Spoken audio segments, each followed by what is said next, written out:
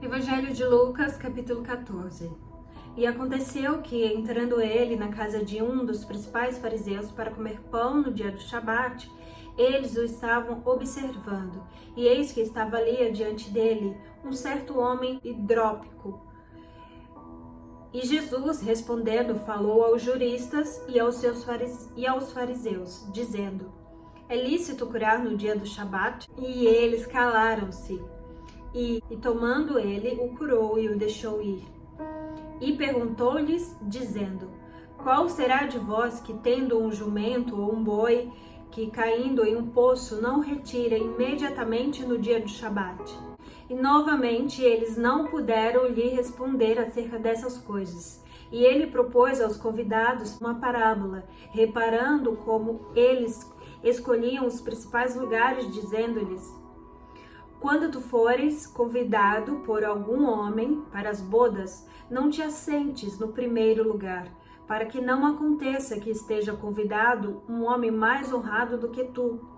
E vindo o que convidou a ti e a ele, te diga: dá um lugar a este homem. E então, com vergonha, tenhas de tomar um lugar inferior. Mas quando fores convidado, vai e assenta-te no lugar inferior, para que quando vier o que te convidou, ele possa te dizer: amigo, sobe para cá. Então terás honra diante dos que estiverem assentados contigo na mesa, porque qualquer que se exaltar a si mesmo será humilhado, e aquele que se humilhar a si mesmo será exaltado.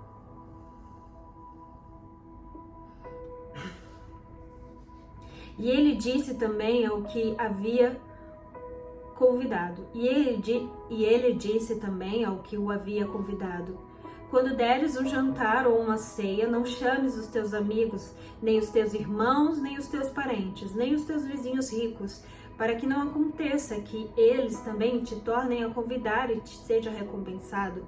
Mas quando tu deres um banquete, chama os pobres, aleijados, mancos e cegos, e tu serás abençoado, porque eles não podem te recompensar, pois tu serás recompensado na ressurreição dos justos. E ao ouvir estas coisas, um dos que estavam assentados com ele à mesa disse-lhe: abençoado é o que comer pão no reino de Deus. Então ele disse: certo homem fez uma grande ceia e convidou a muitos. E enviou seu servo na hora da ceia para dizer aos convidados: vinde, pois, todas as coisas estão preparadas. E todos, com um consentimento, começaram a dar desculpas.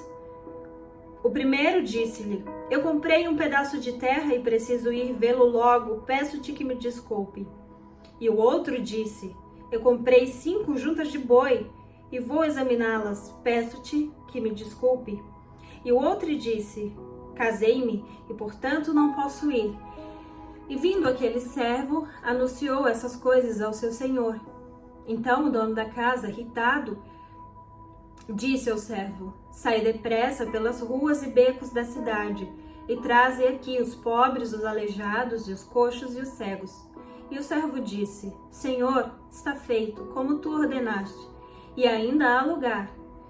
E disse o Senhor ao servo: sai pelas estradas e sendas e obriga-os a entrar, para que a minha casa possa estar cheia.